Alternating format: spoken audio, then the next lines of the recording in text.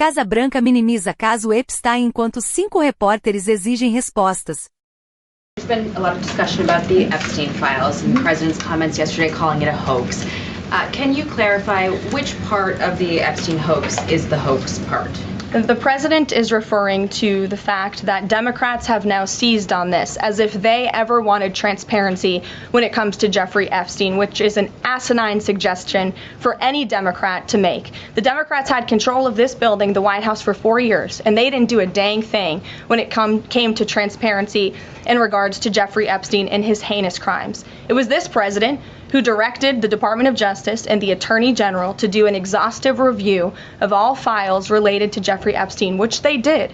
The Attorney General and the FBI, led by Pam Bondi, Dan Bongino, Kash Patel, these are great patriots, some of the most trusted voices in the Republican Party movement. It's part of the reason the president appointed them to these high law enforcement positions, and they spent many months going through all of the files related to Jeffrey Epstein, and they concluded what they found in that memo, which they drafted and they released. And so the president has been transparent. He has followed through on his promises to the American people, but he doesn't like to see Democrats and the mainstream media covering this like it's the biggest story that the American people care about. The president has been working so hard this week. On Tuesday, he went to Pennsylvania, where he secured $90 billion in investments for the Commonwealth, for the people of that state. After that, he came back to the Oval Office at 8 p.m. He went in there to whip votes to get the Genius Act signed into law. And because of his efforts, that bill is now going to be signed and passed. The following day, yesterday, he meets with a foreign leader, the King of Bahrain, to secure more investments into this country. And then yesterday afternoon, the president is in the East Room of the White House mourning with parents who have lost their children because of fentanyl, signing a bipartisan piece of legislation. And not a single cable network in this country took that event live and covered that event like they should. Those are the issues the president cares about. What could be more important to the American people than helping families who have lost their children? Those are the issues this president is going to remain focused on. I understand he wants to move on from the story, but you do have some prominent figures, including the Senate Majority Leader, the House Speaker, voicing support for the files to come out. Representative Massey collecting signatures that would force a discharge petition for a vote on the floor for this.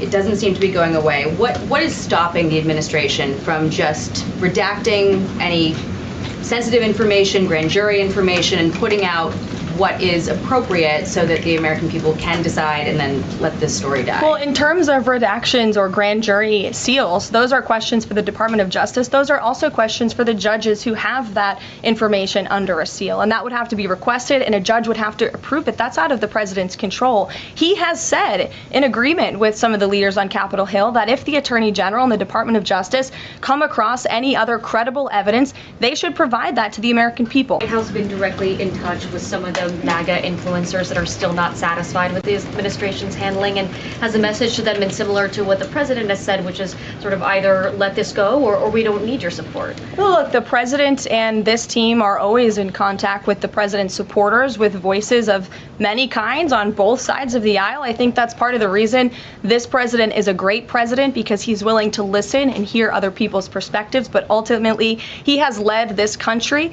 not just over the past 6 months to historic success, but also through his first 4 years as president. And as the leader and the creator of the MAGA movement, he has led through these perilous times for our country based on instinct and in the best interest of the country. And as I always say, the American people should trust in President Trump. And what on the Fed chair? Go ahead, John.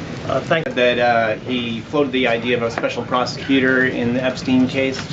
Can you confirm that? And has he asked the Attorney General to do this, to appoint a special prosecutor to look it over? Well, the idea was floated from someone in the media to the president. The president would not recommend a special prosecutor in the Epstein case. That's how he feels. And as for his discussions with the Attorney General, I'm not sure. Deanna. Karoline. Thank you so much. Do you know what the president's reaction was to Mike Johnson saying that he wants additional files released, the Epstein files? Was there a conversation with Mike Johnson about that following his comments? I won't discuss the president's private conversations with the Speaker of the House, but as I answered to Jackie's question earlier, the president has said if the Attorney General and the Department of Justice and the FBI have any more credible evidence in regards to Jeffrey Epstein's crimes, they should put that forward. He has called on them to do that. Sure. Two questions. So the first is that President Trump said that the Attorney General only gave him a brief overview of what was in these Epstein files. Does he have knowledge or an understanding of what is in the files related to Epstein that have not been released? Not to my knowledge, and that's a question for the Attorney General, as I said, and the President has told the Attorney General if they have any more credible evidence, they should release it. Is that evidence, would she have to run that by the President before she released it? I don't think so. He said if she has any more credible evidence, she should release it. Will the President consider pardoning Ghislaine Maxwell if the Epstein case is a hoax? Okay, I'll start off with the President said last week he would not be getting involved in the New York City mayoral case. If that mayoral race, if that's still the case, given his history drawing a large crowd in New York City, what's his reason for staying out of it in that way? Well, look, I think the President reserves the right to get involved in races or not get involved in races, and he's made the decision not to weigh in on the New York mayoral race, as you rightly pointed out, although he has gone as far to say he absolutely does not want to see Zemdami elected, who is a known communist who supports the abolishment of private property, the defunding of police. He has made very well-known anti-Semitic statements. It would be a disaster for New York and for this country, and I think it's quite telling that this individual, a known communist, has been spending time in Washington this week meeting with leaders on Capitol Hill. This is truly where the Democrat Party is headed. Clearly, they learned nothing from November 5th in the president's overwhelming victory. Mary, go ahead.